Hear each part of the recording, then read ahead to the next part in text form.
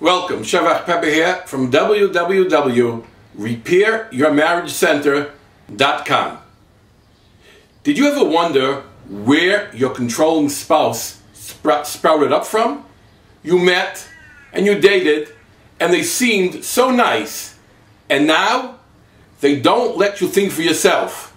They're constantly on your case, asking you where you were, what were you doing, how much did you spend, etc. Did this happen overnight or simply out of the blue? Obviously not. Nothing in this world happens in a total vacuum. On this video, I'm going to show you 3 of the major reasons why people become controlling.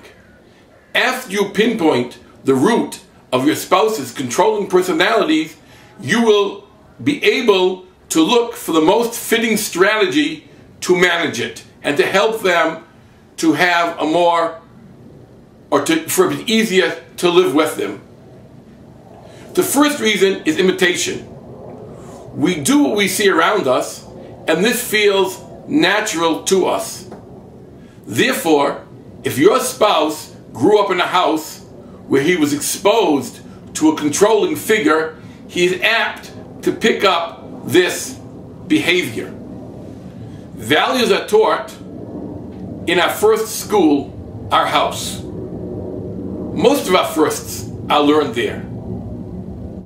It is surely possible to change the negative things we learned when we were young. However, it does take a lot of work. The second reason for being controlling is fear. A person who grew up being controlled and not being able to make their own decisions might develop a fear that they will have to live like this their whole lifetime. Therefore, as a type of self-defense, they themselves become controlling. And the third reason for controlling personality is magnification exaggeration. People who grew up, for instance, among substance abuser or infidel people are so afraid that their spouse will act the same way that they exaggerate even the littlest act that hints to such behavior.